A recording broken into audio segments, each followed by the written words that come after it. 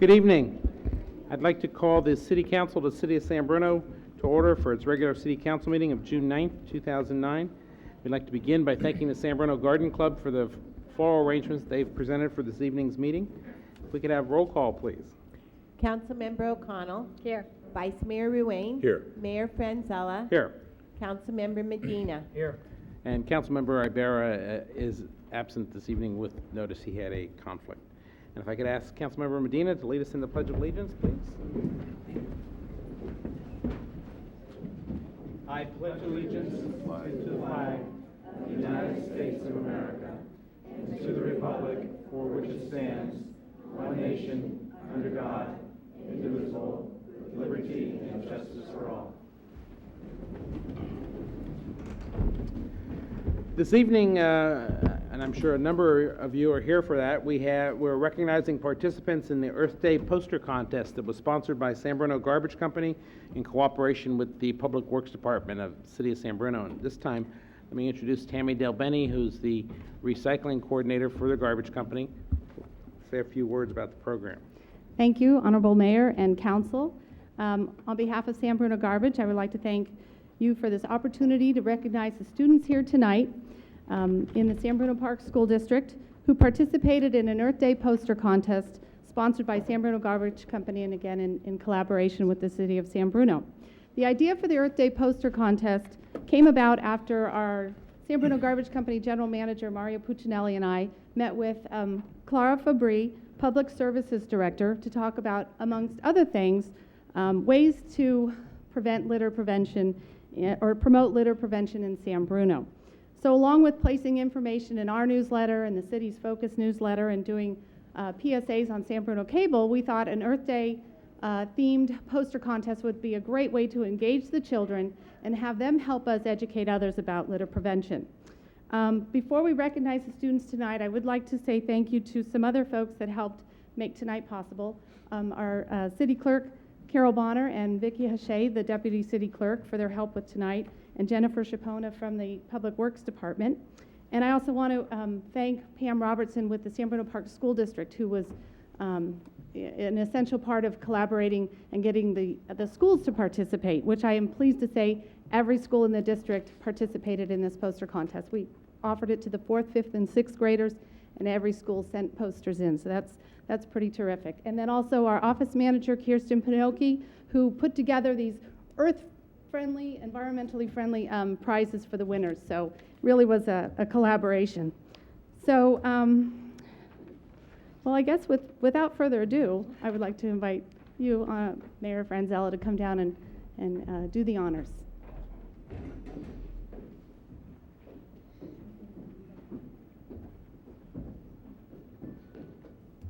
Thank you, Tammy. It was great to see such participation district-wide through a number of the schools and a number of you that did participate. And we just want to take a minute and recognize those that are going to be receiving honorable mention certificates this evening. We have Natalie Estelita from Crestmore School, Brittany Chin from John Muir, Jennifer Salona from Rollingwood, Ruben Romero from Bel Air, Isabel Brown from El Cristo, and Zena Lai from El Cristo. And then we have our third place award winners, and I say winners because we had a tie for third place. Alexi Ann Gamma from Portola and Melissa Rantisi from Allen. I understand Melissa is here this evening. Why don't you come forward and I'll give you your prize.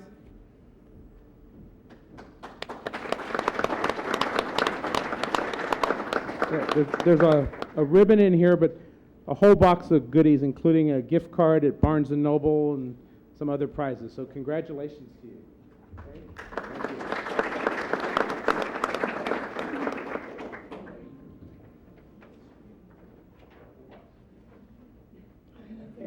Thank you. Okay, congratulations.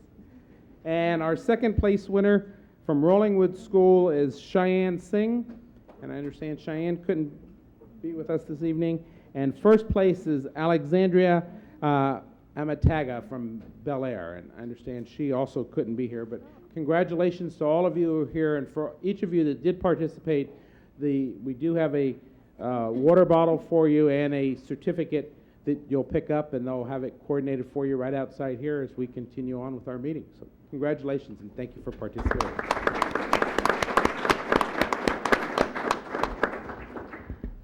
Mr. Mayor, I noticed that a lot of the students that are here have their posters, and I think it would be wonderful if maybe they could stand up and show them to the camera so people could enjoy what they've done. So if I can coordinate that? That'd Or- be fine, actually. Will the camera reach all the way up to? Oh, okay, if you go over to the podium and line up with your posters, we'll be able to get you picked up onto cable TV, and then as it replays, if any of you would like to tape it, you can tape it and have yourselves on TV, okay? So we'd love people of San Bruno to see what you've done. So if you have your poster, if you stand up with your poster and go over by Mrs. Del Benny and hold your poster up, the television will be able to show it. Come on over, don't be shy. You should have a lot of recognition for entering the contest, having honorable mentions, and being here tonight.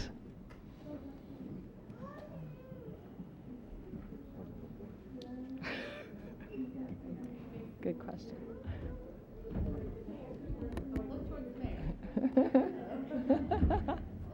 Okay, hold your posters up. Don't cover your face, though. You won't be able to see who you are. Okay. They're beautiful, Those are nice and great. colorful. Thank you very All much. right. Congratulations. And the intention is that you will be seeing these maybe in other venues, whether on a banner or some other way. The message will continue to get out from the wonderful creations that these children produced. And so, I mean, they did a great job. Wonderful. Great, thank you. Okay. And you're going to have certificates outside in the lobby for 'em? Okay, thank you very much. Item 4, receive report from Council Member O'Connell on the annual Operation Clean Sweep event that was held May 2nd. Thank you very much. It kind of segues right out of what the kids were doing with the litter prevention, and since we couldn't prevent it totally, we had to go pick it up. So that's what Operation Clean Sweep is about. As soon as Tammy comes back, she'll start the video that we have. It's just a few minutes long. But in the meantime, I want to thank the members of the Beautification Task Force who coordinate all of this, and I'd like to say their names.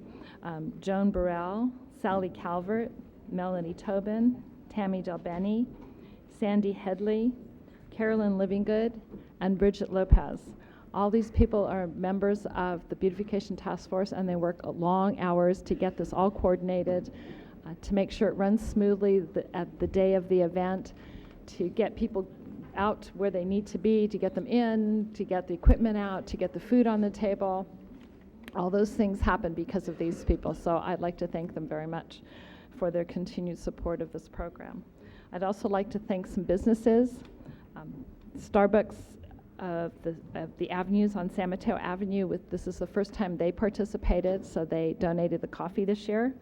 San Bruno Auto, again, paid for the donuts, which we all enjoy. The National Guard came. We're very excited that they did. And San Bruno Garbage, of course, helped coordinate it, paid for the lunch, paid for picking up the garbage, and all around good guys that they helped us out. The city staff also participated. San Bruno Cable was there, and they did the video that you'll be seeing, and I know some of you have been seeing the longer video that's on Channel 1. The Park and Rec staff were there. They helped set everything up. They helped us coordinate people, and they also manned different stations where people came, and we were going to paint, but it was too rainy that day, so they helped out with the different activities that you'll see in a second, and the Public Works people who helped cordon off the streets so that people were safe when they were cleaning up the garbage. So with that, I'd like to have us start the video. And there's no sound on this one. This is the Park and Recs where we have our staging area, and you can see that's me going the wrong way. That's Mr. Ruane, who has helped with registration, that was another thing that I wanted to thank you about. So there's people going over to, they're trying to figure out where they need to go. And they're getting their safety vests, and there's some National Guard people who participated and helped haul garbage. Bel Air School was the site of some of the cleanup, and this is called Gorilla Hair, I think, and they were setting up some of it for the playground area. It's a lot of work, and you can see the kids participated. It was great. We had kids from 5 years old and people up to in their 80s out working, picking up garbage. One of our most interesting ones was a pay telephone.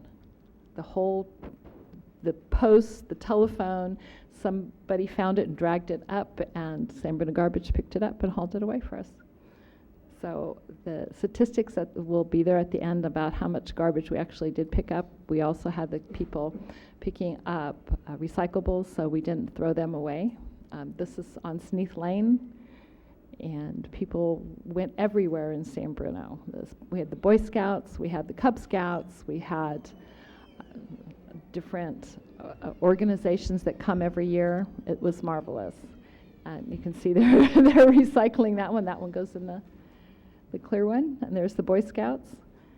And those are our San Bruno Garbage faithful drivers. Now, this is a Saturday. It's the first Saturday in May. So a lot of these people who you see, our staff people, are there volunteering. And they're loving it because all of the community is out there helping make San Bruno a better place. I also did not, and I do not want to finish before I do, thank the department heads and the other staff who came and helped man the barbecue crew, helped man the route table and helped send people out to where they needed to go. Oops. That pesky one, there's always one. That's Tammy and Frank Henley manning our thing, and it was very windy and rainy that day, so we had lunch inside. This lady, you can see the marks on her. She hauled up at least 5 discarded tires, auto tires, from a thing, and this was the gift that we had, and these are statistics that are coming up. So that's a lot of pounds. Think about it. And we had 155 adults attending and 37 children, and it was a rainy day. And so they came out anyway and helped us a lot. So we invite you to attend next year. It's always the first Saturday in May, and we do it in coordination to help celebrate Earth Day, but we do it the first Saturday of the month because that's when the National Guard typically has their meetings, and so we adjusted our schedule so that they could always attend. So they have in, I think, all these different years. So before I stop talking, I want to say 2 more things. There's 2 other things that we do, that the Beautification Task Force does, that are coming up. One is the Beautification Awards, which I want to make sure everyone knows about. The information will be coming out in the Focus, which will come out in July. It is also on our website. There's an application there. You can nominate yourself. You can nominate a business. You can nominate your neighbors. You can nominate anybody, any residents and any business in San Bruno that you think has made a special effort to beautify the outer front area of their whatever it is. That's one thing that's coming up. The next thing is slightly new. We're calling it Summer in the City this year. We did Faces and Places a few years ago of photographs of people in San Bruno, and we put them on cable and kind of displayed things so people could enjoy different parts of San Bruno. This year we are asking people to take pictures of what they enjoy in San Bruno during the summer, and we'd like to display those on cable as well. And we are coordinating with the Art and Culture Commission with their Friday evening film displays where they're going to have movies on Friday nights in September, and we'd like to show that program there as well. So if you have pictures, please submit them by August 21st, or the applications for the Beautification Awards have the same application deadline, and we'll have that more information out there, but just to get started. So if you are doing renovations, please take before pictures and after pictures, and we'll get going on that. Thank you. Irene, thank you and the committee for another wonderful job on Operation Clean Sweep. It's a lot of work. It looks easier than it is, but just getting it coordinated into the staff as well, it helped out. Thank you very much. Thank you. Oh, and I want to say Rico was there as well and helped out, so thank you, Rico. Thank you. Okay, review of agenda. I have no changes. Approval of minutes. The minutes of the regular city council meeting on May 26th will stand approved as submitted unless there's any changes or corrections. Hearing none, they'll stand approved. Consent calendar. All items are considered routine or implement an earlier council action may be enacted by one motion. There'll be no separate discussion unless requested by council members, citizen, or staff. Any items to be pulled? Action from council? Second. Motion and a second. Any discussion? All those in favor? Aye. Aye. Okay, item 8, public hearings. Notices have been published, posted, and mailed. A, hold public hearing, waive first reading, and introduce an ordinance amending Chapter 12.2220 wireless telecommunications facility to Title 12 land use of the San Bruno Municipal Code. City Attorney? Thank you, Mr. Mayor. Usually the staff brings ordinances to the City Council for a pre-review. We didn't do that in this case for the reason that the ordinance before you this evening, which is amending an existing ordinance, is merely a response to requirements, thank you, of state law, and bringing our existing ordinance into compliance with new state regulations. So there's not a lot of discretionary aspects to the amendments that are brought forward this evening. San Bruno's regulations, as you indicated, located in Chapter 12220, relating to cell towers or wireless telecommunication facilities, was adopted several years ago by the City Council, and it's a very strong ordinance in that it requires an assessment of various factors before a telecommunication facility is permitted in San Bruno. In fact, there has to be a cumulative impact analysis that is done that includes information about site planning, design plans, stealth design requirements, and evidence of compliance with federal standards, RF emission standards, and safety standards. More importantly, for your purposes this evening, the ordinance expresses or articulates a very strong interest in facilities being co-located, that is sort of bunched together, in order to minimize the impacts to the environment and to our community aesthetically and otherwise. Now, the state law that came into effect some time ago is essentially consistent with the city's requirements of co-location. In fact, it requires that cities administratively approve facilities that are to be co-located with another facility, provided certain requirements are met, such as the existing facility must have been built with a permit, the new facility must be consistent with the requirements that have been imposed on the existing facility. The existing facility had to be subject to a use permit process and review and CEQA, or environmental review. And there has to have been a hearing on the original permit.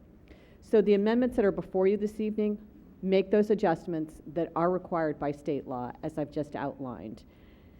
The Planning Commission, as required by law, did review these proposed amendments and recommended them to the City Council, along with a requirement that staff also incorporate some amendments that would make the definitions in the existing ordinance and in state law more similar, in order to provide a greater consistency and understanding between the state regulations and the city regulations.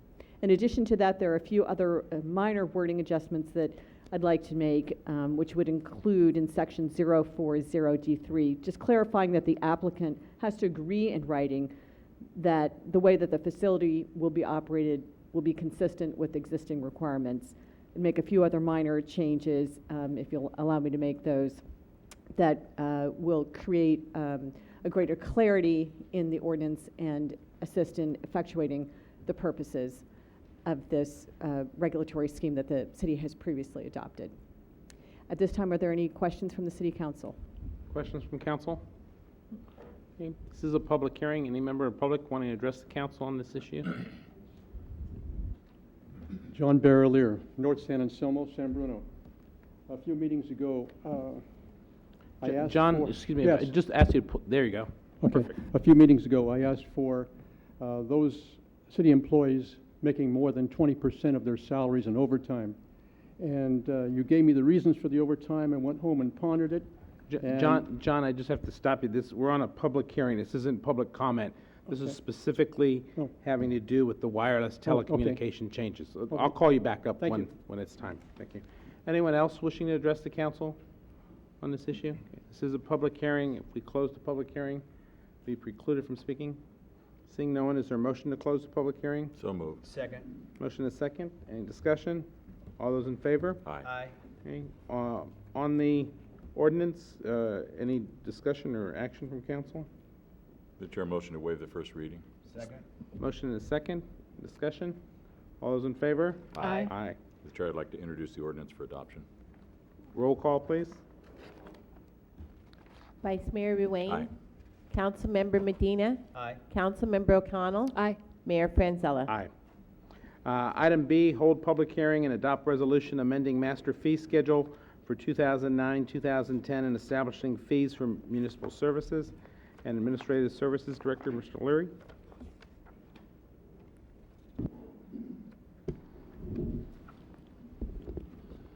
Mr. Mayor, members of the City Council, approved fees for special services requested by some residents in the community are listed in the city's master fee schedule, and this is a document that is published annually and made available to the public. It's also a list that is available on the city's webpage. Full cost recovery for these special services is a policy direction of the City Council, and one of the efforts that is undertaken is to make sure that the maximum cost recovery is undertaken, and this is a critical component of the city's ongoing financial stability. In the budget that the City Council began considering last night for the year 2009-10, a total revenue of $4.7 million is anticipated from these fees that are charged, and that's approximately 15% of the total general fund revenue. The other important matter when these fees are set is that it does eliminate the subsidy or limits the general tax revenues that are necessary in order to provide these services. As was discussed last night, both for the current fiscal year and for 09-010, there is very little change or very little increase in city costs, so it's not surprising in looking at the recommended changes to the master fee schedule for 09-10 that there are in fact very few changes.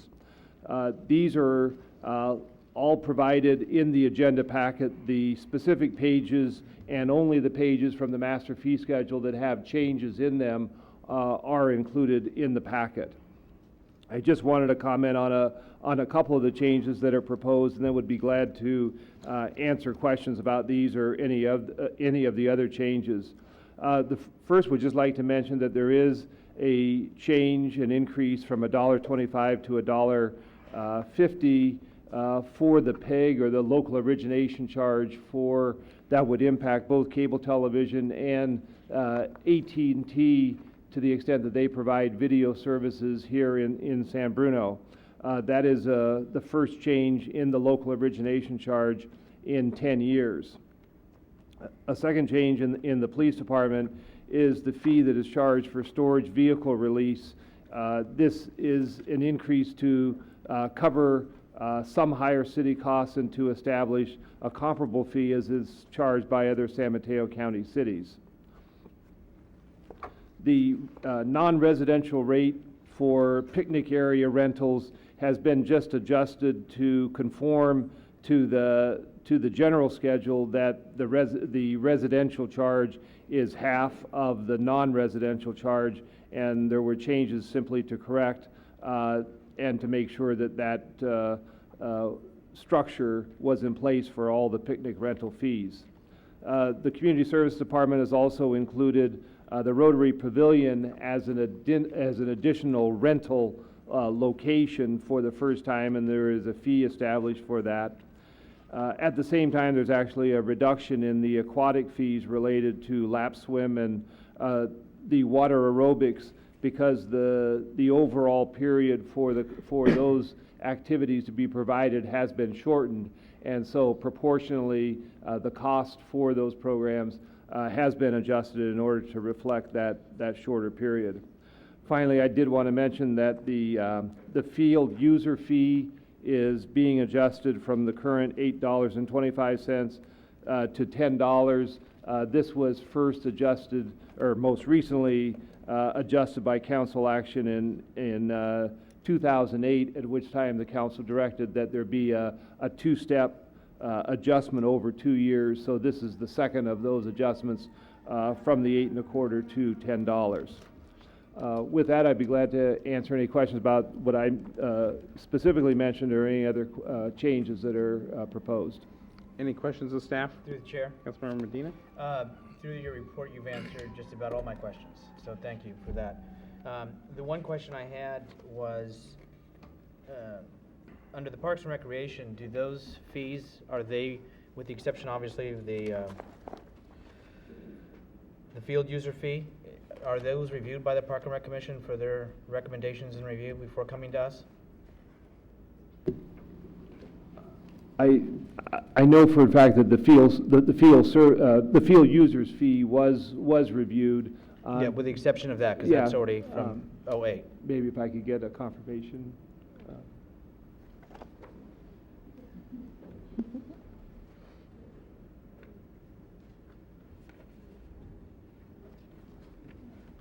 I do not believe all of the fees listed in the brochure go to the Parks and Rec Commission before the brochure is finalized. I do not think that is the case. If I'm looking at it correctly, unless I've missed something, the only fees really being adjusted in Park and Rec are the user fees, baseball user fees, which were approved last year, but the council said rather than doing an increase all in 1 year, do it over 2 years. And the others are just being adjusted really to pretty much correct typos and to be aligned with practice, where you have a resident fee that is 50% that of a non-resident fee. And so the non-resident fees that didn't get properly increased are being properly increased. But otherwise, there's not really any changes. The only other one is the swim time. The annual pass is being reduced because the city is closing the pool for a number of times, so it's proportionately reduced. But I don't see anything else really in here that the commission hasn't, would weigh in on. I mean, they certainly want a differential between resident and non-resident use, and we've agreed that that's 50% on the rentals. Some of them, for whatever reason, didn't get increased by that amount. Is there anything else that I missed in there? That is correct. Okay. I guess the answer is no, so thank you.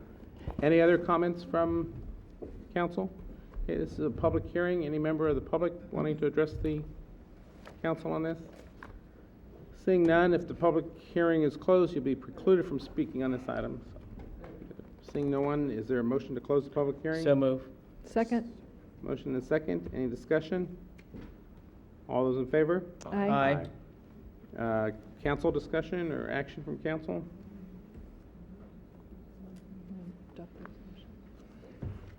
Through the chair, will introduce a resolution for adoption. Roll call, please. Vice Mayor Ruane. Aye. Councilmember Medina. Aye. Councilmember O'Connell. Aye. Mayor Franzella. Aye. Item C, hold public hearing and authorize the city manager to negotiate an agreement with Red Flex Traffic Systems for a red light photo enforcement program. Chief Telford?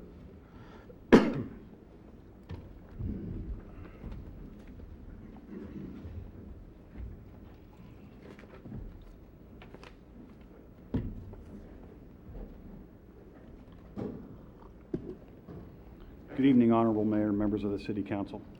Back in August, staff brought forward an informational report on the feasibility of a red light photo enforcement program in San Bruno. Tonight, I'm here to provide you with an update on our progress and a request to authorize the city manager to negotiate a contract with Red Flex Traffic Systems following tonight's public hearing. In 2007, there were 12 people injured in 27 traffic accidents in San Bruno that were caused by motorists who ran a red light. A 2005 Department of Transportation study estimated that red light violations cause over 100,000 accidents and 1,000 fatalities each year in the United States. As you're aware, the department only has one traffic officer assigned solely to traffic enforcement. In order to reduce the amount of injuries and property damage caused by red light violations, many agencies have adopted photo enforcement to assist in providing traffic safety. Nationwide studies have shown that red light cameras reduce the number of violations and accidents. Studies have also shown that motorists in communities where red light cameras are in place tend to drive safer. A civil grand jury report that was released in March of this year found that Redwood City's red light photo enforcement program was successful in reducing collisions. Red light photo enforcement programs also exist in Menlo Park, San Carlos, San Mateo, Burlingame, Millbrae, and Daly City. Since we last reported to you, staff has conducted a request for proposals to identify a potential red light camera enforcement or equipment provider to further evaluate a photo enforcement program in San Bruno. The criteria in our request for proposals included experience, technology, image quality, reliability, and cost neutrality for the city, including a cost of a part-time employee to monitor and oversee the program. Staff from Finance, Public Works, and Police reviewed 2 proposals, and Redflex was selected as a preferred vendor based on a demonstrated history of providing quality product with customer satisfaction to over 70 law enforcement agencies in California. In addition, Redflex is known for operating within the guidelines set forth in the California Vehicle Code. Redflex was the only vendor that met all of our criteria in our request for proposals. The department conducted a review of traffic collisions over the last 5 years. Here you can see our high accident locations. Primarily, all of these are on El Camino along our highly traveled corridors, Sneath Lane, 380, San Bruno Avenue. We did ask Redflex to conduct some preliminary sample data at 5 of these intersections. Surveys were conducted on April 16th and May 22nd of this year. The surveys were done over a 12-hour period during peak traffic times. Initial surveys show only one intersection, Sneath Lane and El Camino, is having a moderate number of red light violations. And here you can see that El Camino and Real at Sneath Lane eastbound was 64 violations, 67 violations for westbound. There were 12 violations at El Camino and 380. Westbound, 5 violations, El Camino and 380 east, and an additional 5 violations at San Bruno Avenue and Cherry. I think it's really important to recognize that these are just preliminary surveys.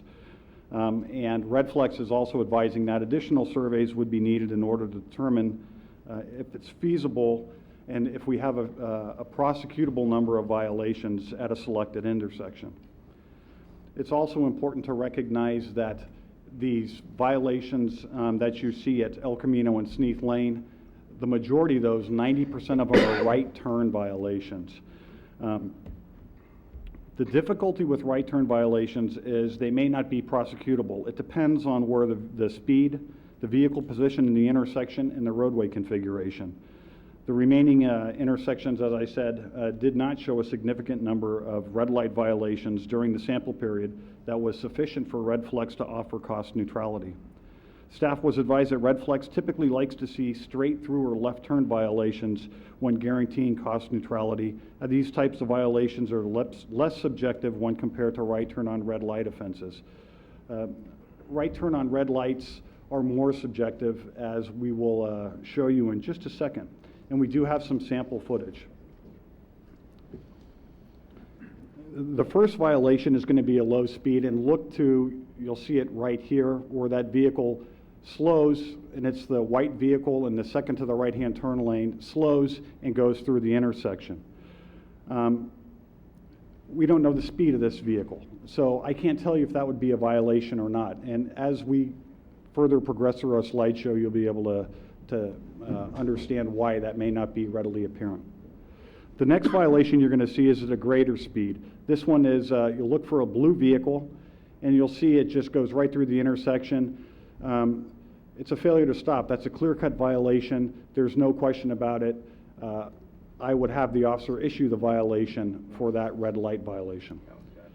The next violation is what's referred to as a limit line violation. Look for a white pickup truck that's coming up. Just a second. You'll see the vehicle stops, but its front wheels are over that limit line. So the camera captured that vehicle, but it stopped. So in that particular case, a violation would not be issued. And that is the concern over red light violations. So while you may see 67 red light violations on right turns at Sneath and El Camino, you may only find that 10 of them are prosecutable. We don't know, and that's what the further test data is going to tell us. The next footage is from Redflex, and this allows you to see the quality of the image and the information provided to the officer reviewing the footage. Bear with us just a second. In addition to the date and the time that you'll see on the top of the screen, the footage also tells you how fast that vehicle was traveling, how long that red light was red for, and you'll see several different views. So the first view is a snapshot of the vehicle before the limit line when the light is red. It's going through the intersection on the red light. You can clearly see the driver. By the way, this is a 2008 photo, but the driver is on his cell phone. Go ahead. You can clearly see the license plate. And what the footage provides you is, the footage provides you a video of the violation. Go ahead. So you'll see the car coming up. And there's the violation. The next footage shows you a nighttime scene. Go ahead.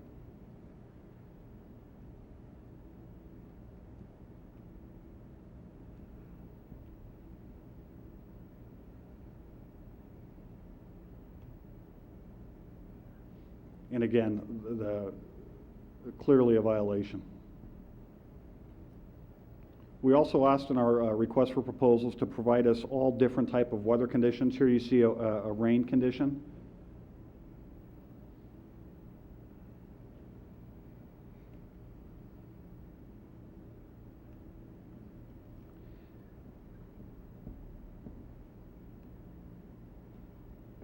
Go ahead. And the next footage would be inclement weather at nighttime.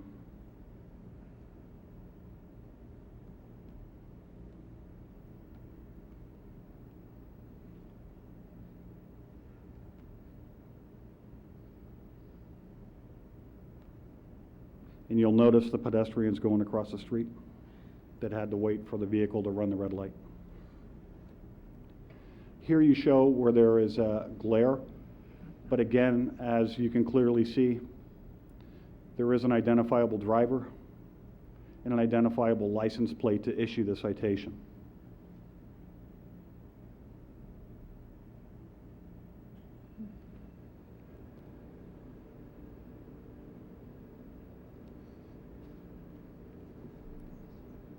And the next footage we have shows you multiple violations.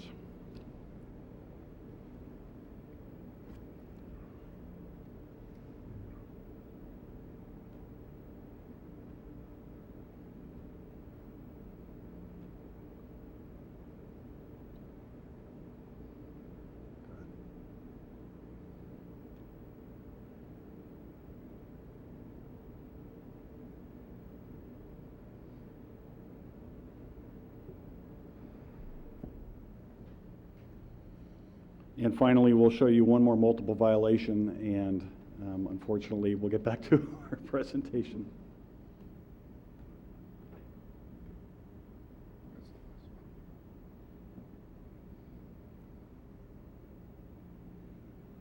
And again, the equipment's ability to capture the violations in a variety of conditions. Redflex is requesting the city enter into a no-cost, no-risk agreement with the company before any additional survey work begins. The location of our intersections will be selected by staff and engineering staff and would also be based on collision history. The California Vehicle Code requires the City Council to hold a public hearing on the proposed red light photo enforcement program prior to negotiating and entering into a contract. The contract to be negotiated with Redflex is for a comprehensive program that would be funded through fines received from violations. Redflex advised a minimum of 3 to 6 prosecutable violations per day is required to cover the equipment and program management costs. If the number of violations is sufficient to cover the equipment lease and program management costs, Redflex would work with the engineering department and Caltrans, if on a Caltrans right-of-way, to submit plans and obtain the necessary permits for equipment installation. Redflex would then proceed to install the red light photo enforcement equipment and continue to service and maintain the equipment for the life of the contract. Redflex estimates it would take 120 days to become operational at intersections on city right-of-way and 6 to 9 months on Caltrans right-of-way. Prior to any enforcement through the use of photo equipment, the department is required by statute to post signs that notify motorists of photo enforcement at every entrance into the city, establish a yellow light interval as provided in the Department of Transportation Traffic Manual, and provide a 30-day warning period upon commencement of the program. The department is also required to develop guidelines for the administration of the day-to-day operations of the system, which includes selection of the camera location, making sure the equipment is maintained and in proper working order, and ensuring the confidentiality of the photographic records. The department would have to add part-time staff or contract with another law enforcement agency to administer the program. We estimate this to be about 20 hours per week, possibly less depending on the number of intersections, if it is feasible to move forward with the program. To monitor the program, as you can see from the video, the officer has to review to see if there was a violation that occurred. He has to obtain the driver's license information and make sure that that motorist that's captured on film is the person with the driver's license, and then issue that citation. As I mentioned, several agencies use the services of retired police officers to administer this program, and we could contract with another agency to administer the program. If directed to proceed, the department will work with the engineering department and Redflex to conduct surveys at those locations identified with the most traffic accident history. In the event that the number of violations and anticipated fines do not reach the lease and program maintenance fees, staff will report back to the City Council, at which time the Council could direct staff to use general funds to cover the equipment and maintenance costs, or direct staff to delay the implementation of a red light camera enforcement program until such time as traffic patterns increase or additional funds become available. The cost to lease a red light photo enforcement equipment for one direction of an intersection, and that's commonly referred to as an approach, is $6,070 per month. Larger multiple lane intersections may require more than one approach, such as Sneath and El Camino. If the additional surveys reveal a sufficient number of violations to proceed, Redflex is offering a cost neutrality clause in the proposed contract, meaning the city would only pay the monthly equipment flat fee after it has received the equivalent amount in fines from citations issued as a result of the red light photo enforcement. In the event that fines do not meet the monthly lease costs, Redflex will absorb the cost difference. The California Vehicle Code only allows the equipment provider to recover costs based on the value of the equipment installed and not based on a percentage of the citation. A red light photo enforcement program would require the equivalent, as I mentioned, of one part-time employee to review those violations, issue citations, and provide courtroom testimony. If the program is operational, Redflex will allow the city to recover those costs for the administration of the program at an amount that will be covered from the fines received through violations. If the fines do not equal the negotiated program administration costs, Redflex will agree to absorb the difference in order to provide cost neutrality to the city. Administration costs to run the program are estimated at anywhere from $23,000 to $47,000 annually, depending on the number of intersections with photo enforcement and the number of violations that were being reviewed. Staff is aware that there have been challenges to cost neutrality provisions in red light photo enforcement contracts. Redflex has been successful in defending challenges to their cost neutrality contracts in court. We're also aware that the majority of the San Mateo County agencies that are employing a red light photo enforcement program have similar cost neutral clauses in their contracts. Those have withstood as court scrutiny in San Mateo County, and staff would continue to follow the legal challenges, provide contract language that we believe meets the requirements of the Vehicle Code before we even provide a contract for the city attorney to review. Net program revenue received from red light photo enforcement could be used to expand the program to other intersections or further traffic and pedestrian safety management enforcement in other areas of the city. The portion of fines that would come back to San Bruno from a red light violation are estimated at $119 per citation. Once again, I think it's important to recognize that this is a very preliminary study. The reason why we are before you here tonight is to ask for your authorization to enter into contract negotiations with Red Flex and to hold a public hearing, which is required by the California Vehicle Code. It's important to recognize there may not be a significant number of red light violations at those intersections that you previously saw. But the only way to determine that is to enter into that contract. That concludes my presentation. I'll be happy to answer any questions. With us tonight, we have Wade Bettisworth, who is the Western Regional Director from Red Flex Traffic Systems. Any questions of staff this time? Irene? Thank you. On your number of collisions chart, you say El Camino and Sneath Lane, 76 collisions, but you don't say which directions. Is it just a combination of all of the directions?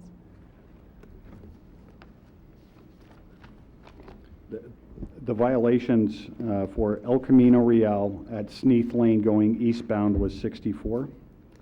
Yes, but your That's collisions... okay. In terms of the, yes, I could respond back to council with those directions of east or west Sneath Lane. Okay, the reason I'm asking is if we pick one, it would be, I would think the one that had the most collisions rather than just the ones that had the most violations, since there's only 3. If we pick one direction, there's only 3 violations separating each direction. So if Correct. there's a significant amount more collisions in one direction than the other, I think we would have to Absolutely. look at that one first. I have another question. When we keep saying red light violations, and honestly I can't remember what the definition is. Is it when your wheels, the back wheels, the front wheels pass the pedestrian lines when the light turns red, or you're halfway through and it turns yellow, or could you clarify it for everyone, please? Sure. When the vehicle's front wheels are behind the first limit line, if that light is red and that vehicle continues across that first limit line, it's a red light violation. Okay, so if you're halfway through the intersection because it's yellow and then it turns red while you're halfway through the intersection, that's not a violation? Correct. Okay. And so they could, with the cameras, they can only cite the driver if the driver is the vehicle owner, is that correct? Correct. And it's important to recognize, and I'm not sure I mentioned this in the presentation, that several violations aren't enforced because there is an obscured view of the driver. Okay. Any other questions? Okay, this is a public hearing. Anyone wishing to address the council on this issue? Good evening, Mr. Mayor and Council. My name is Bernice Tatola, and I have been a resident in San Bruno for almost my entire life, and I would like to voice my support for introducing Red Flex to San Bruno. Last week, my cousin was involved in a car collision on the intersection of 101 southbound and San Bruno Avenue. I've also witnessed numerous violations as demonstrated on the slideshow. So I think that it would be a good way to introduce more revenue to San Bruno, and it would be a lot of help for the one traffic officer that we have. I have been guilty myself of a California roll on Hillsdale Boulevard in San Mateo, and when I was done with court and had gone to pay my fine, over $200, I had met 3 other individuals that were also guilty of the same red light traffic violation at that intersection. So I think it's around $271 per violation, depending on the ordinances of certain counties and cities. But I think it's a good idea, and it would be a nice investment for the city of San Bruno. Thank you. Thank you. Scott Bushman, Claremont Drive. I too support any such action like this that would make our streets safer. This almost sounds too good to be true, though, that they're going to really absorb all the costs. but that would be great. But as far as the cost neutral, I did read about some of the, there was a state appellate lawsuit, or the state ruled that some, I guess, cost neutral contracts were illegal or not valid, and I'm not sure what the difference is between ours and theirs, but I'm sure it sounds like you're following that. But I thought Millbrae's was one that was invalid, but as long as we're on top of that, that's great. I also read somewhere that the San Mateo and Redwood City, who also use Redflex, I believe they, individuals of Redflex, their employees review the photos first to weed out the bad photos or the questionable ones. And I was curious if San Bruno was going to have that service available too. I guess the fine is going to kind of be determined. I know the chief said something about 119 per citation would go to the city. That's great. And the other thing I read as far as Millbrae goes, that when you do the calculations, they receive actually about 70% of the fines are actually paid. So I don't know if you've heard that, or if that goes into the work as far as whether this is cost effective or not. But again, if they're really going to absorb the cost and it all stands up in court, I'm all for it. Thank you very much. Oh, and did I say, I'm at Sneath and El Camino Real every day, and the left turn, the westbound left turn lane, I see people go through that quite regularly. Thank you very much. Bye. Chief, do you have any information on the weed out process regarding this Redflex staff weed out? No, city staff, and again, it's required by the vehicle code. City staff would review and weed out those violations. Redflex is merely the provider of the equipment and maintenance.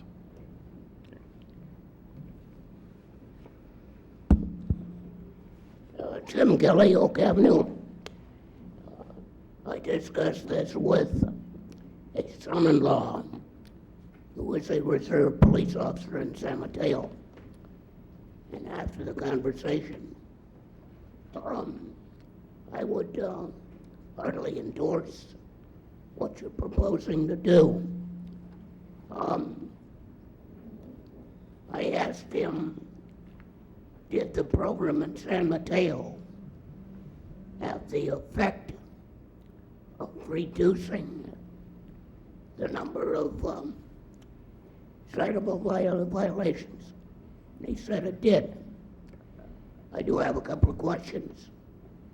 One, has there ever been a case in which a cited driver under this program has successfully challenged the citation at a hearing? And the second question is there room under the law to consider a sliding scale of fines based on the severity of the problem, greater at some intersections than it is in others? I think it might be fair to consider a higher fine at Sneath and El Camino, for example, than at San Bruno Avenue and Cherry. I just want to raise that possibility. Thank you. Thank you. If the city attorney could add some input on those. One was, has there ever been a successful appeal with a cited driver? And then secondly, could you have a sliding scale on the fine for red light different violations? locations?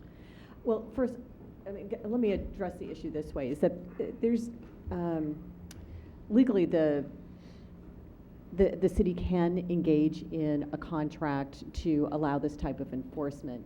And so that has been upheld. What has been challenged in a number of different jurisdictions is the way that it is paid for. The state law specifically requires that a city cannot enter into a contract that is based, or the compensation to the company is based on the number of tickets issued or the percentage of revenues. And so the issue then becomes, and it's what the chief alluded to, is a cost neutrality provision. Does that fit within the confines of what the state law requires, or is it really a contingency fee? And that issue is being litigated in several places currently. There is a case before the California Supreme Court that is awaiting briefing. They're awaiting a decision in a different case that has a related issue before they're going to speak to that. So we would need to look at that provision very carefully to make sure that the city is adequately protected in the way that the compensation would work. So that's really been the way that challenges have primarily come up. With respect to sliding scales, can't do sliding scales at different locations, I don't believe would be permissible. Okay. Anyone else wishing to address the council on the red light issue? Seeing no one, is there a motion to close the public hearing? So move. Second. Motion is second. Any discussion? All those in favor? Aye. Aye. Council discussion, or? I have one more question. Mhm. If the red light enforcement decreases the violations at any one given place, then subsequently the revenues for that will also decrease. So knowing all that, they're still willing to do a cost-neutral contract? We want the violations to decrease, but we still want the revenue. Maybe if I could ask the Red Flex representative, Mr. Wade Bettisworth, to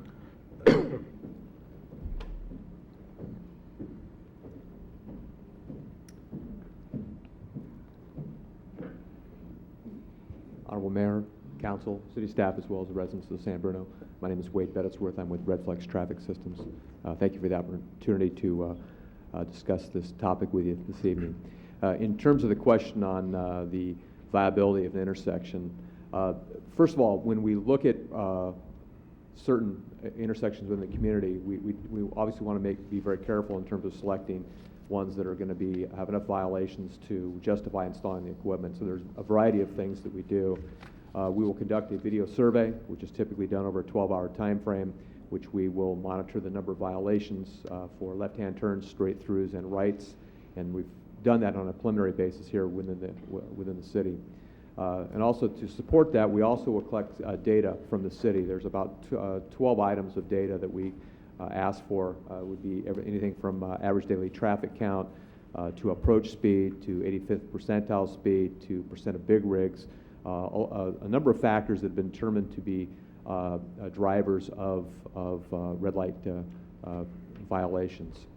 So when we look at an intersection, we want to make sure that that there's enough violations in order to move forward with the program, knowing that there is going to be some corrective behavior, and then what's going to basically would plateau off. Now, the degree in terms of which there's corrective behavior and those violations reduce is tied very closely to the amount of transit traffic that you have through the community. So a community that has a lot of transit traffic would see that the numbers would stay higher than a community that does not have a lot of transit traffic. So in terms of the El Camino Real and some of the other locations that we'd looked at, I would imagine that the percent of transit traffic is relatively high. So that's basically a risk that we take as the technology partner to the city, is that through our 20 years experience and looking at intersections within a city and making recommendations, and then working with the police department to select locations, we draw on that 20 years experience, and we've been pretty successful at jointly working with the city to select those locations. Thank you. Any other questions from council? Through the chair. Councilmember Martina? I was just going to say I want to thank staff for the work when this was brought up before. I think there was some concern, but obviously thus far it's not been, aside from some staff time for the reports, a lot of the work is outsourced, and therefore they're bringing the results. They're doing the work, if I'm not mistaken, and the survey results that we're seeing here tonight, correct? Correct. And I would like to mention that I know that it may seem that staff has taken an extremely long time on this. I would just like to point out that there has been quite a bit of progress with Caltrans. Redflex is now advising of a 6 to 9 month implementation if those numbers were sufficient, where back in September I was telling you it was going to be a year. So I know you've been patient, but you are correct. There has been work done behind the scenes, and there has been significant progress made. And no matter what you hear, I am sometimes a patient man. I can be. But I know... Always trying to copy me. Yeah. I know the mayor was concerned about the Caltrans. I know that's improved, and I think the time that is spent, even though I was patient, I think we have some good results that have come forward. And unless there's any other... I believe it's an effective tool that does and can change behavior, which I think can prevent injuries and maybe save lives. So I think it's worth going forward and doing the further survey and investigation and bringing that before the council. And if there's no other discussion... I just had one point. Chief, if you could just, for the people listening, kind of give an outline, timeline as to when you think if this passes this evening and the study proves successful, when do you think you're going to see cameras on the street? Sure.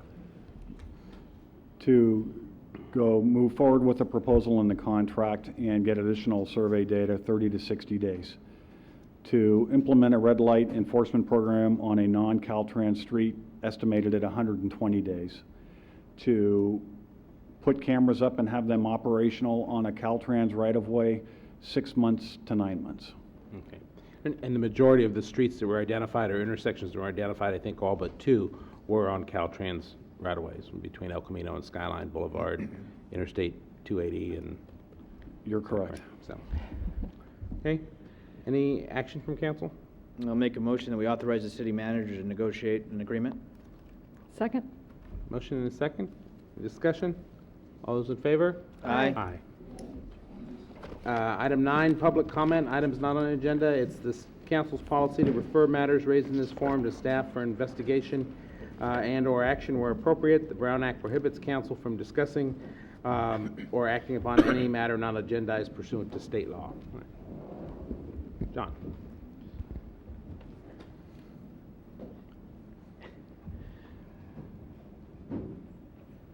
Several meetings ago, I asked for a list of those city employees who made more than 20% of their gross pay in overtime. And I received this. There were 32 city workers who did so. And I listened to your rationale for the need for overtime and went home and pondered it at length. I decided that your reasons for the excesses weren't good ones. To me, they reflected a lack of oversight. $194,000 for a fireman's yearly pay in San Bruno is bound to raise a few eyebrows. The figures that I asked for and received were last year's, and we can't do anything about that. But it's only May now. We can still look at this problem from May through December and put a cap on overtime. Corrections can be made. Those supervising overtime need to pause and rethink the absolute necessity of paying, say for instance, a fireman $3,880 a week, every week of the year. I have other suggestions. Some of these suggestions were given at the budgetary meeting last night, and I may be reviewing that. I don't know. The first one would be a much closer oversight on overtime, of course. The second suggestion I have is a GPS in all city vehicles, which I've suggested before. My third suggestion is street sweeping, posting, and tagging extended to the west side of San Bruno. We've had it on the east side of San Bruno for quite a long time, and I've had severe questions about that. But if we're going to have it on one side of San Bruno, of El Camino, why not the other side? Especially if you're looking for revenue. How about renting the senior center for wedding receptions and other activities? This would include, of course, examining the potential for security guards on any and all contracts. I suggest a 10% cap on all overtime. I suggest a 10% cut on all salaries. And to the City Council, expect a letter of appreciation from all bargaining units for not cutting their jobs. Thank you. Thank you. As you know, you were at the budget session last night. We are looking at overtime, and the senior center is currently available for weddings or any special occasion that anyone would like to rent it for. Has been since the center was constructed some 20-plus years ago. Item 10, conduct of business. A, authorized fireworks stands permits for the 2009 year upon finding that the nonprofit organizations meet the requirements of Resolution 2008-59 and Ordinance Number 1700. City Clerk, anything? Mayor, Council. I'd first like to report that all the fireworks applications that were incurred the expenses for last year all fees for fireworks expenses incurred by the City of San Bruno were paid in a timely manner by all fireworks applicants. So this year we had 18 openings, and the deadline for the applicants to submit was May 1st. And at that time we received 15 applications, which were reviewed by the fire department as well as the council subcommittee. We held a mandatory safety meeting by the police and the fire department, and all 15 groups had someone in attendance. So I'm here tonight to ask for council's authorization for the fireworks stand permits, and I will be glad to answer any questions. Okay. Any questions of the city clerk or action from council? Through the chair. Councilman O'Connell? First, before I make a motion, I'd like to thank the city clerk for her work and efforts. This is not an easy task. Sometimes it's like herding cats. You have to get all these people together and on deadlines. But she was saying that because of the actions last year, this year was easier, and everyone complied and understood the deadlines and got their paperwork in on time, so that was better. I appreciate your work, and I know it's not always easy. So with that, unless there's any questions, I move to approve. Second. Motion, second. Any discussion? All those in favor? Aye. Item B, adopt resolution approving paid advertisements in the Community Services Department's recreation guides and approving advertising rates. Mr. Schwartz. Thank you, Mr. Mayor and council members. 3 times each year, the San Bruno Recreation Department produces an activity guide, and that is mailed to every resident in San Bruno. In order to offset some of the costs of the production and the postage, staff is proposing acceptance of paid advertisements in the guides. These advertisements would allow the local businesses and nonprofit organizations to communicate with the public, as well as inform the public about local events. The survey in your package shows that of the 13 agencies that responded that produce recreation guides, 8 do accept advertisements of some sort, 5 from outside private businesses. Also in your packet is a copy of the Highlands Recreation Guide, and they do have paid advertisements in there. They are included on pages 2, 14, 17, 20, 21, and 23. And for an example, and those are listed. They're given to you to show the type of advertisement that we would be looking at as well.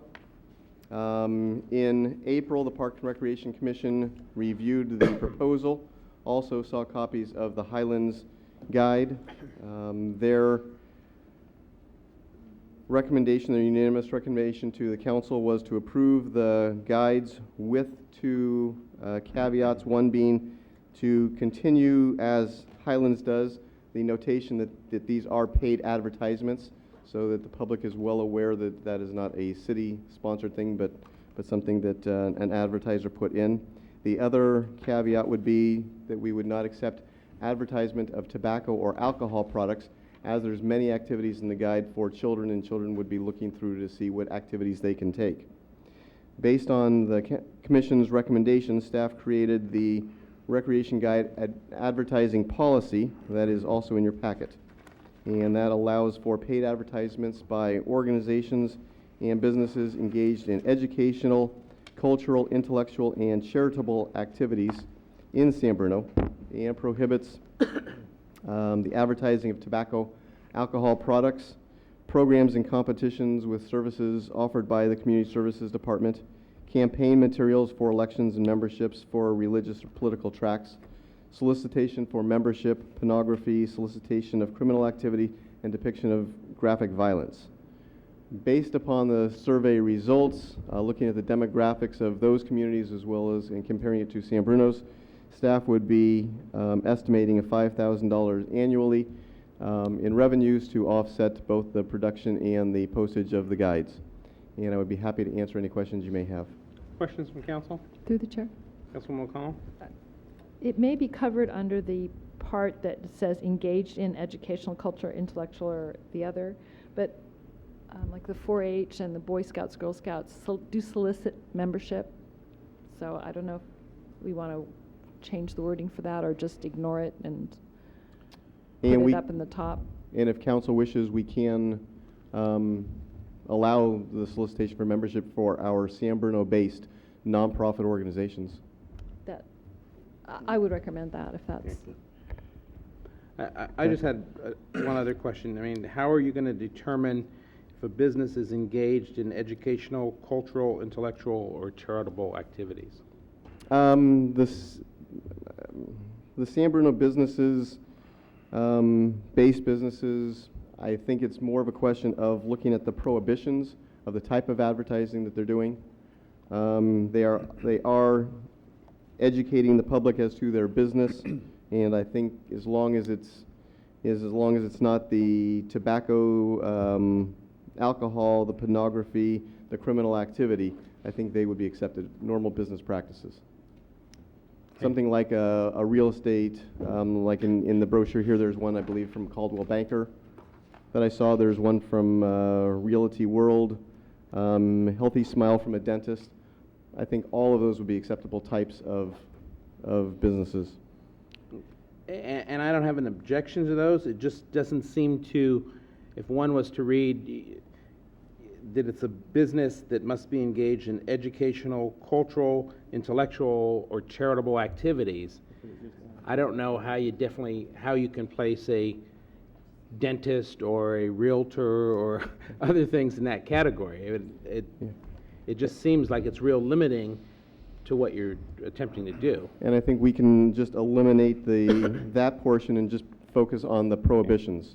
Okay, and the other thing, I would think that there should be a requirement that the business that's advertising in a city publication most definitely have a city business license. Absolutely. Okay. I don't know, any other questions? Through the chair. Two things. One was on a nonprofit. The example that the councilwoman gave is great, but again, if we're opening up to any and all nonprofit San Bruno based, that means once they receive that and then they have a San Bruno address, that gives them the right, according to this, to advertise. So I do have some concerns on what that could or could not open up. The other thing I had on was on the back cover. The guide that you have given us does not have any advertisement. I looked at the Burlingame and Daly City one that's online. They did not have any back cover advertisement. My concern is that we utilize that space for promoting our own internal community activities and programs. My concern is that people will receive it along with their other mail, and if they see the back cover with advertisements, do they take it or feel that it's possibly junk mail and they disregard it? I think looking through the years back of the activity guides that I was looking back at over the last week, they're clearly identified this is the Parks and Recreation brochure, and I would hate to see those advertisements detract from that or lose the same value that it's had. And we can remove the back cover from the rate sheet. Absolutely. Okay. Any other questions? We should have a motion from council authorizing it. Is there a motion? The chair will introduce the resolution Resolution. for adoption with the additions and deletions as so stated. Okay. Vice Roll Mayor call. Ruane. Aye. Councilmember Medina. Aye. Councilmember O'Connell. Aye. Mayor Franzella. Aye. Item 10C, adopt resolution authorizing the closure of San Mateo Avenue between Genovan Avenue and Sylvan Avenue on Sundays from June 23rd, 2009 through October 18th, 2009 between the hours of 7 a.m. and 4 p.m. for a farmer's market. Thank you and good evening. As the council knows, city staff has been working with both the San Bruno Chamber of Commerce as well as the Pacific Coast Farmers Market Association over the past few months to bring a proposal forward for a farmers market in the downtown area.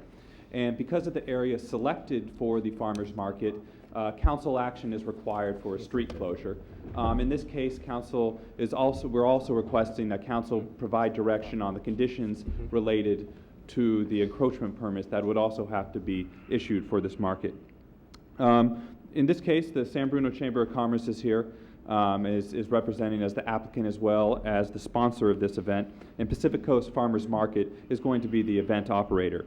And just a brief background on Pacific Coast Farmers Market, the written background is within the staff report, attached to the staff report, but Pacific Coast Farmers Market operates over 60 farmers markets in the Bay Area, including the markets locally in South San Francisco, San Mateo at CSM, Belmont, as well as San Carlos. And their overall aim is to bring fresh produce to local communities, which is primarily grown by local farmers. Regarding the market details for this event, it would operate between 10 a.m. and 2 p.m. on Sundays. It would begin this year on June 21st and operate through October 18th. On typical years, it would begin the first Sunday in May and operate through the middle of October, but of course being closed the day that the Posey Parade, the first Sunday in June. So there's not conflicts on San Mateo Avenue. It would be located on San Mateo Avenue between Genevan and Sylvan, and automobile traffic as well as parking would not be allowed in that location during that time. We're also requesting that the street be closed for 2 hours before the event as well as 2 hours after the event for setup and cleanup purposes. So it would be closed at 8 a.m. all the way through 4 p.m. and then it would be opened once again to traffic as well as parking. Customers would primarily use the downtown parking lots as well as street parking, but Citibank and Bank of America have also said that the customers could use their parking during the market operation because their banks are closed on Sundays. Traffic detour signs would be placed up around the market, guiding traffic around the closed-off street section, and it would also be the responsibility of the market operators to put up this detour signs as well as take it down. And overall, the Pacific Coast Farmers Market would be responsible for setting up for the event, including all the barricades, the portable bathroom if there's one, taking the detour signs as well as the parking signs, and they would also be responsible for all cleanup, including recycling. There was a City Council subcommittee meeting that met on June 2nd, and that was Council Member Medina as well as Council Member O'Connell.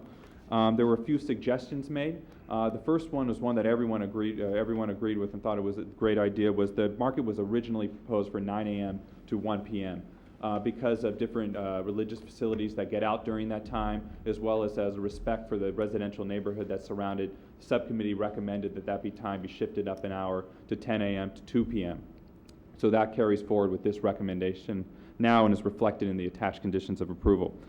They also recommended that permanent no street parking sign be fabricated and also put up. Pacific Coast Farmers Market said they would pay for the fabrication of that as well as the installation costs. And that will prevent city staff from having to put up A-frame signs with no parking 72 hours before the event each and every Sunday during the summer season. However, in the interim before that could be fabricated, city staff would have to put up the no parking sign at least 72 hours in advance. They also suggested that the market operators be responsible for placing all directional sign for people to find convenient parking locations. So that was also be another condition of approval. Another point that was made that they should not only be responsible for trash, but also for recycling setup. So they will have to have recycling set up there, and Pacific Coast Farmers Market said that as standard operating procedure, they do have that. Another point was that we should use San Bruno Cable to market the event, as well as the marquee signs as well as things like the utility bills to be able to get all the people from San Bruno to know about this event going on in the downtown area. Regarding neighborhood comment, we send out a notice informing people that the council would be considering this tonight. The street closure, we send it to every shop owner on the 400, 500, and 600 block of San Mateo Avenue, as well as every resident within 300 feet of the affected area. Received several phone calls. I actually spoke to the chamber, also went door to door in the downtown area, and the general consensus was this is great for downtown. I spoke to over a dozen shop owners who all have said the same thing. They're happy to see this, happy to see something promoting business in the downtown area. One concern that a resident had was the original time at 9 a.m. perhaps that would be too noisy, have the 7 a.m. setup, so she was happy to hear that it was shifted up an hour. There was also another resident that pointed out there was some inconsistencies on how the market operator was referred to in the conditions of approval for the encroachment permit, so those were cleaned up and a new version of that was put before the council tonight.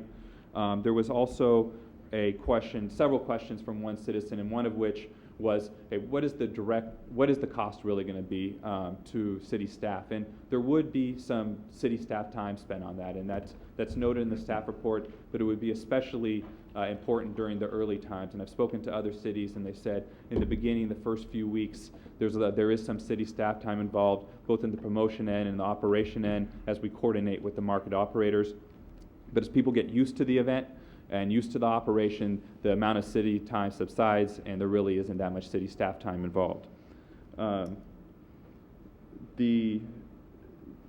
would be 7 a.m. if the market opened up at 9 a.m., so that would be an earlier time, but now would be 8 a.m. if they open up at 10 a.m. So there's more time for people to sleep on Sunday mornings.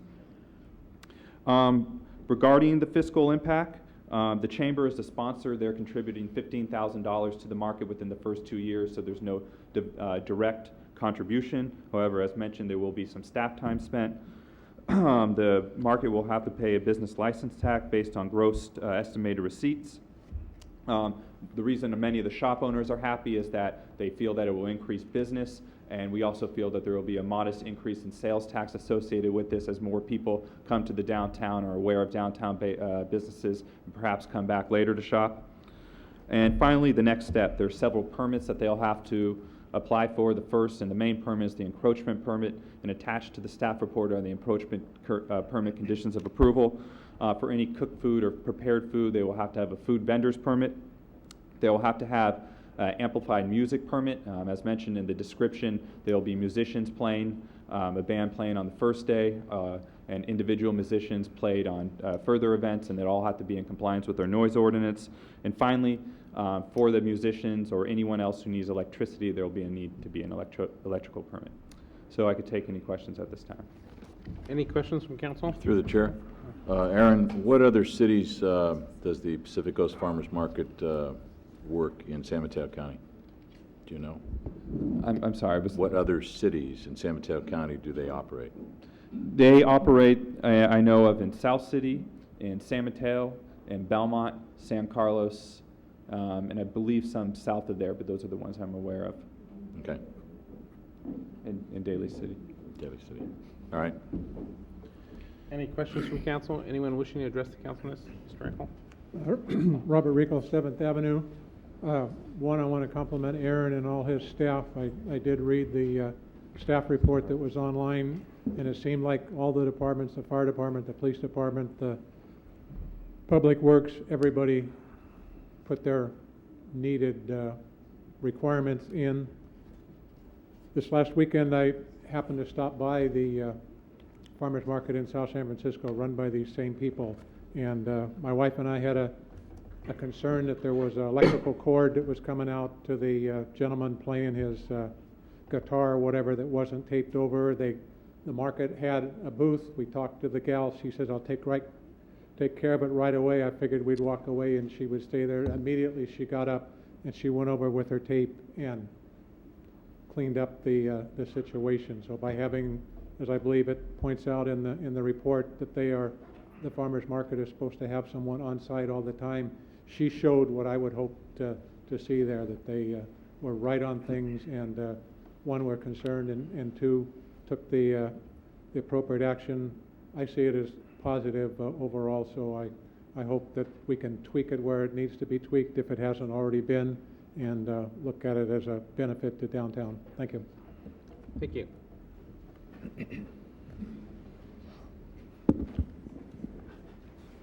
Jim Kelly, Oak Avenue. Of the 60 some odd farmers markets in the Bay Area affiliated with the Pacific Farmers Market Association, I'd like to know how many of them or what percentage of them require closure of a public street? And how many make use of other space? I raise that question because the plain fact is that the route from Genovan Avenue along San Mateo Avenue to San Bruno Avenue is one regularly used every day of the week by people going from point A to San Bruno Avenue. I do it myself, and quite a number of people do, rather than go the long way around through the intersection of San Bruno and El Camino. I mean, trips, for example, to the airport post office, to businesses on Airport Boulevard, and so forth. It would be an inconvenience to have to travel a roundabout way rather than that way. It just happened that today I was on 25th Avenue, San Mateo, and they have a farmer's market on Tuesday afternoons that makes use of one of the city parking lots rather than a public street. And I would like to see that considered as an alternative. Perhaps might talk to Bank of America and Citibank about having the market in one of their parking lots rather than closing the street. We also have public parking lots in the near vicinity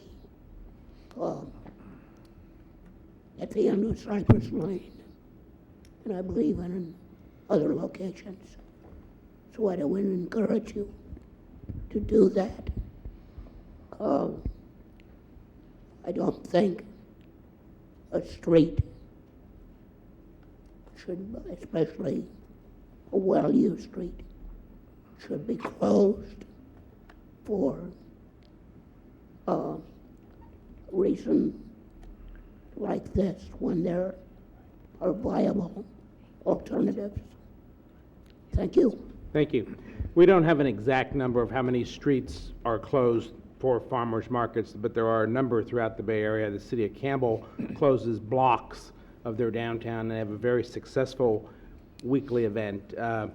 Other alternatives were looked at as the city parking lots, and with those come less visibility, come more impacts to the residential neighborhoods, come less awareness of the business, and through all of that, it was felt, at least for this period of time, to do this and to test it in this area. Should it prove to be more than a greater inconvenience of having to go one block out of your way on a Sunday morning to take, rather than having the shortcut that you're accustomed to, and it seems to be a real burden to the majority of the population, certainly the city council can readdress that next year and look at it. So. Any other questions from council? Through the chair, Irene? I'd like to make a short speech. First of all, I'd like to congratulate and say how proud I am of the San Bruno Chamber. Not too long ago, this city subsidized the chamber to the tune of $25,000 a year. We've stopped doing that several years ago because of our own budget constraints, and they, instead of disappearing like many people thought they would, have kind of rallied around and became a stronger force and became a very visible part of San Bruno and San Bruno businesses. So I think that's wonderful. They hold a lot of more events than they used to, and they're very visible and they're very strong. I think the market and the presentation that Mr. Medina and I saw was very exciting and very well thought out. I know San Carlos holds their, I think it's called Hot Summer Nights or whatever it is. They close, I think it's 6 blocks in San Carlos at a nighttime, which is has a lot of impact. Ours is going to be a Sunday. It's from 8 to 4, not 7. So we need to correct our thing, but it's 8 to 4 on a Sunday. It's a 1-block detour. So instead of going left from Genevin to San Mateo Avenue, you go 1 block more on El Camino and go down Sylvan. So I don't think that's a terrible hardship for anybody. I want people to know also that the liaison person from the Farmers Market Association lives in San Bruno, so he's very aware of the city and is very eager to make this a success and all those kinds of things. So I just want the chamber to know that the city, at least the Mr. Medina and I anyway, until everyone votes, are very encouraged by the efforts you've done and are very excited about this prospect. Through the chair. Councilmember Medina? Yes, everything you just said, and I would just add that the chamber also was kind enough on the first date on 6/21 to offer the city a booth that we can utilize in order to promote our own programs or whatever issues that are out there that we want to explore. So that was very kind of them, and I want to thank the chamber and staff for working together and bringing something like this to downtown San Mateo Avenue, for putting the work in, getting the provider, putting the money up, and making this investment. And I think as far as the street closure, there is adequate public parking behind those facilities that the folks that are currently there on that stretch. There are parking lots and back entrances to most of those businesses. I did visit the South City one, which they run, as well as the Millbrae. Millbrae does do it in a parking lot. South City does it at the BART Plaza. And I can tell you that as far as where it was, parking was a concern for me at both those locations, never have gone there. So I think the visibility and having that adequate parking is very important. And I think it will only add to the success. So again, I want to thank everyone, and I hope that this, on June 21st, we'll all be there, and I hope that we'll see everything come to fruition.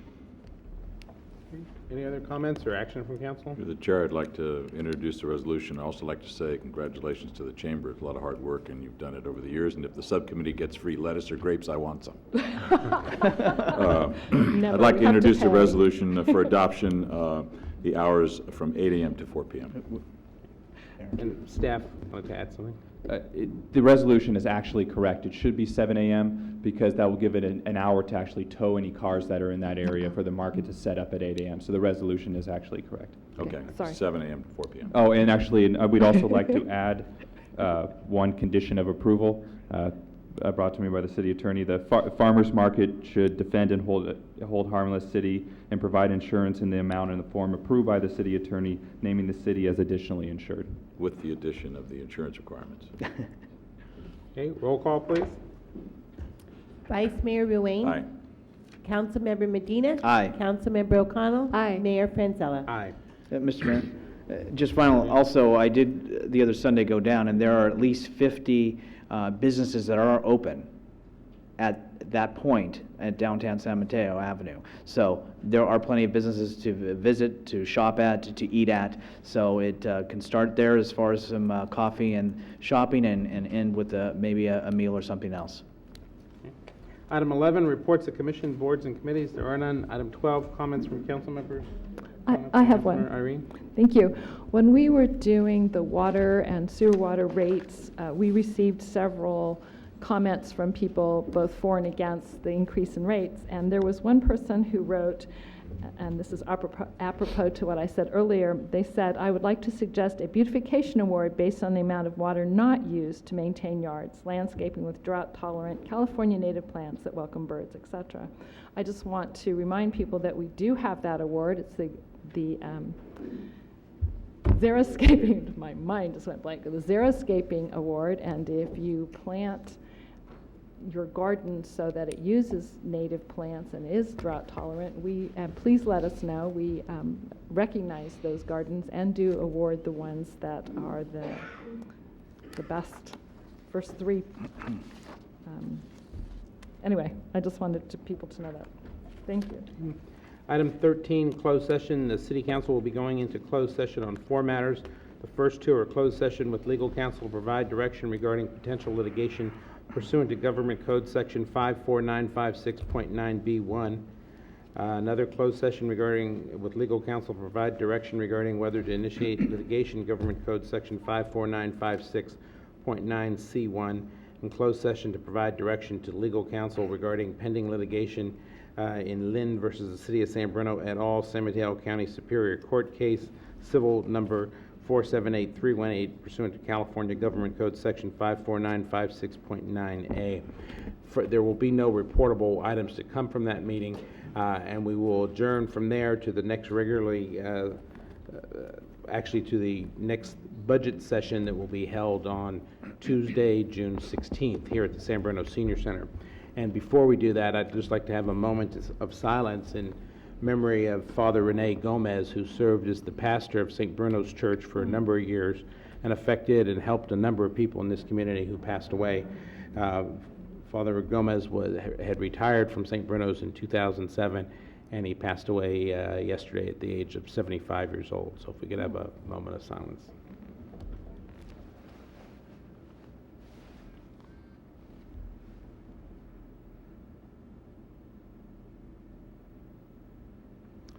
Thank you.